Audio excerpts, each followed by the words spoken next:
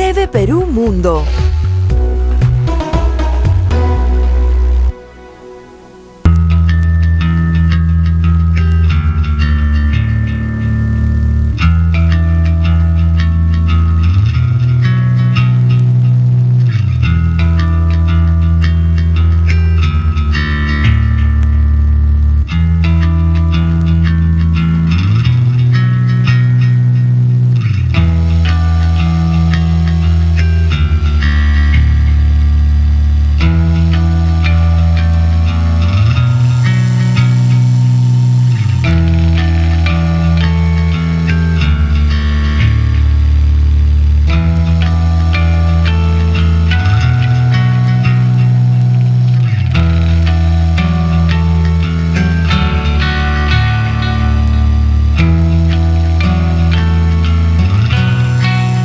La Unión Europea solo se pudo poner de acuerdo sobre la reubicación, las cuotas de 40.000 refugiados dentro de su territorio, mientras que Alemania se vio forzada a establecer controles en su frontera.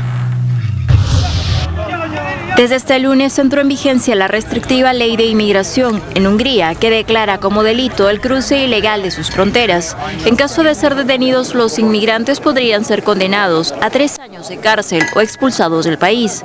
Ante la entrada en vigor de la norma, más de 5.000 refugiados ingresaron a la nación. Ante esta masiva presencia, el primer ministro Viktor Orbán envió a unos 900 agentes a la frontera sur con Serbia, calificada como zona de operaciones, a fin de garantizar el sellado del último ingreso que existía, con vallas y alambradas. En la localidad de Rosket, los agentes de seguridad formaron una barrera humana para bloquear el acceso de los refugiados, quienes resignados se retiraron a una zona boscosa del lado serbio. En el centro de recepción de refugiados, ubicado a unos 600 metros de la frontera, los extranjeros fueron enviados en buses hasta el paso fronterizo de Nickelsdorf y de Heiligerkreuz, en Austria. Viena también hizo lo propio al enviar a su frontera a más de 2.000 militares para facilitar el trabajo de la policía húngara en los controles fronterizos. El canciller federal austriaco, Werner Faymann, precisó que esta misión también buscará brindar ayuda humanitaria a los desplazados. Otro país afectado por el desborde de inmigrantes es Alemania. Desde este domingo ha reintroducido los controles en sus fronteras con Austria. Más de 2.000 agentes han solicitado documentación a las personas que viajan en todo tipo de vehículos por la zona limítrofe para evitar el ingreso de más refugiados. La medida temporal pretende que los refugiados que se encuentran en la nación europea puedan tramitar su solicitud de asilo de forma ordenada. Así lo expresó el ministro del Interior del país, quien asegura que está respetando el acuerdo de Dublín.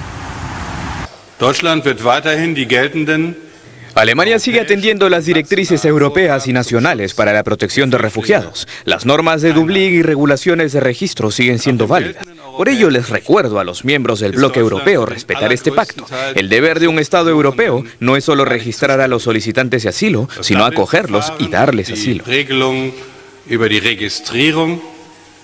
Solo en la ciudad alemana de Múnich se registraron 3.600 ingresos, cifra récord que ha llevado a las autoridades a admitir que no cuentan con capacidad para atender a los próximos 10.000 nuevos solicitantes de asilo que llegarán los próximos días.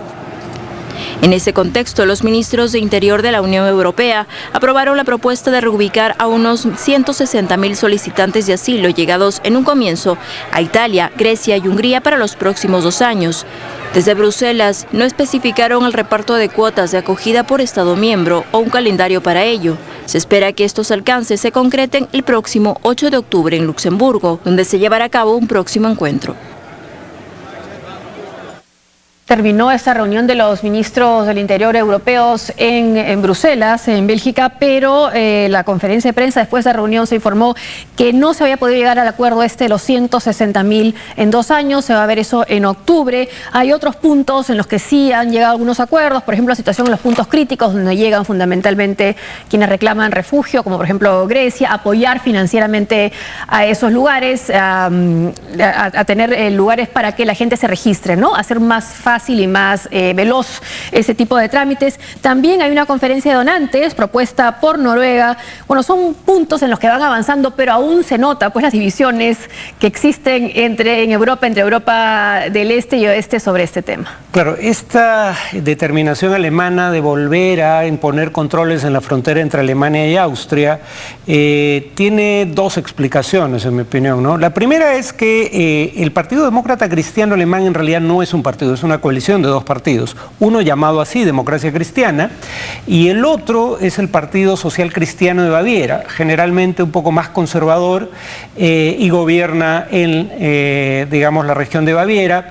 El jefe del gobierno bávaro y jefe del Partido Social Cristiano había criticado públicamente en una entrevista con el diario Der Spiegel las decisiones del gobierno, en parte cediendo a presiones de su propio partido, pero sobre todo para darle una lección a los países de Europa del Este que no querían recibir, no solo no querían recibir refugiados, no querían cumplir con su obligación bajo el Tratado de Dublín de tramitar las solicitudes de asilo de los refugiados que llegaban a sus fronteras. Alemania, al cerrar la frontera con Austria, les recuerda a ellos que cuando el comunismo cayó y ellos intentaron llegar en masa a Europa Occidental, en Europa Occidental nadie les cerró las puertas. ¿Y quién abrió las puertas? ¿Hungría? Sí, claro. En el 89, claro, para que pasaran los alemanes del Este. Para que puedan pasar, claro, los de Alemania del Este, pero el destino no era Hungría. No, claro, era de paso. Pero lo que voy es, tanto Alemania del Este como Hungría, Alemania del Este fue incorporada por Alemania Occidental, pero por ejemplo los húngaros nadie les impidió entrar a lugares, cuando entran a la Unión Europea, en particular a lugares como Alemania o Gran Bretaña. Entonces, es decir, tengan ustedes con los refugiados la misma actitud que nosotros tuvimos hacia ustedes y cumplan con sus obligaciones bajo tratados internacionales. Porque si no, Alemania, que tiene frontera con 9 países de la zona Schengen, podría también empezar a imponer controles en las otros 8 en las que todavía no los ha impuesto. Y es una cosa excepcional, pero ¿pueden hacerlo dentro del acuerdo Schengen? En principio, claro, como algo excepcional y temporal podría ser, pero el tema con Alemania es que si quieren Schengen, viene con esta obligación de tramitar los pedidos de asilo. Si no cumplen con esa parte, yo no estoy obligado a cumplir con mi parte de los acuerdos de Schengen, aunque la tramitación de los asilos es parte de otro acuerdo, el de Dublín, y el punto es, o todos cumplimos con nuestra parte, o nadie cumple y Schengen desaparece. Y entonces, así como no va a haber asilados sirios en Hungría, tampoco va a haber húngaros entrando libremente a Alemania. O trabajando libremente en Alemania. Libremente en Gran Bretaña, claro, en fin. Donde fuera. Y hablando de Gran Bretaña, que no está obligada a las cuotas. No porque, bueno, es que las cuotas no son obligatorias para nada. La propuesta es que lo fueran y era una propuesta para toda la Unión Europea, no solo la zona Schengen. El acuerdo parece que iría en el sentido de establecer cuotas, pero no obligatorias. ¿Y si no cumples, pagas?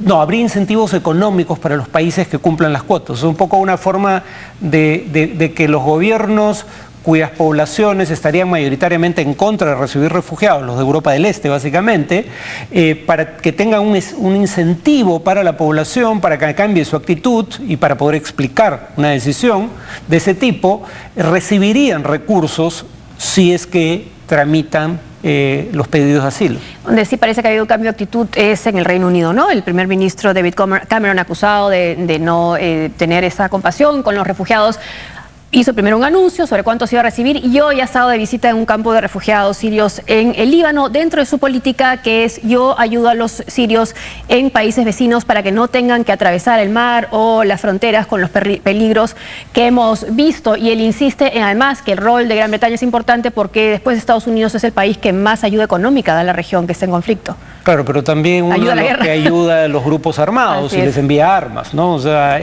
por ejemplo, una de las razones por las que no se pudo condenar en Londres a un sueco que había participado en un grupo armado en Siria es porque él dijo, mi grupo era parte de una coalición que recibe ayuda del gobierno británico y presentó documentos que el gobierno británico se negó a autentificar, pero tampoco dijo que fueran falsos. Luego entonces el caso se cayó porque el juez dijo, bueno, si el gobierno británico les ha estado ayudando a estos grupos, por definición, entre comillas, no deberían ser grupos terroristas, ¿no? Pero lo que voy es a que Por un lado, también atizan el fuego, además de dar ayuda económica, pero en segundo lugar, las decisiones del gobierno británico en el pasado contribuyeron probablemente a que muera más gente en el Mediterráneo, luego tuvieron que cambiar su posición inicial en la materia, entonces claro, están tratando de, igual que en su momento Merkel, cambiar una imagen de insensibilidad frente a este drama humano, sobre todo cuando el nuevo jefe del Partido Laborista está claro que no tiene muchas posibilidades probablemente de ganar una elección nacional. En este tema en particular estaba atacando duramente al gobierno. Sí, lo que ha dicho Tony Blair, el ex primer ministro, ¿no? Si su corazón está con Jeremy Corbyn, el nuevo, háganse un trasplante. Pero francamente, en materia de política internacional, Blair fue peor que Thatcher. Si por peor uno entiende, provocó guerras absolutamente innecesarias como las de Irak. Ahora, sí se hablaba en algunos artículos de un cambio, se decía que bueno, Cameron actuó de esta manera porque la opinión pública británica estaba en contra de recibir más refugiados inmigrantes, pero que al parecer a partir, bueno, de las escenas trágicas que hemos visto del niño ahogado, sí puede haber habido un cambio incluso para que tabloides sensacionalistas como The Sun tuvieran carátulas ya diferentes, ¿no? Claro, el gobierno británico en un momento dado dijo que no había que rescatar a los refugiados que intentaban cruzar el Mediterráneo, alegando que al saber que van a ser rescatados en caso de naufragio, va a haber cada vez más gente tratando de cruzar el Mediterráneo para llegar a Europa, lo que denominaban el efecto llamada. El tema, sin embargo, es que la gente está huyendo generalmente de zonas de conflicto armado, no son migrantes económicos. Ese es otro tema en que se ha puesto de acuerdo. ¿Cuáles son los países seguros y cuáles para admitir refugiados? Por ejemplo, Turquía no es considerado un país seguro. No es ahora. No. Bueno, claro, porque tienes acciones de la guerrilla kurda y acciones del Estado Islámico, ¿no? Rusia seguirá suministrando ayuda militar a Siria, según confirmó el ministro de Relaciones Exteriores Sergei Lavrov durante una entrevista transmitida por televisión este domingo. El canciller también ha informado que en los próximos días el presidente ruso Vladimir Putin viajará a Nueva York para participar en la Asamblea General de Naciones Unidas, donde abordará temas como la crisis siria, el conflicto de Ucrania, la economía mundial y las sanciones contra Rusia. Escuchemos. Ciertamente había suministros militares en curso y continuarán los envíos. Estos son inevitablemente acompañados por especialistas rusos que ayudan a ajustar el equipo para capacitar al personal sirio en cómo utilizar el armamento. No hay ningún misterio ni secreto al respecto. Interrumpimos para presentar la franja no electoral.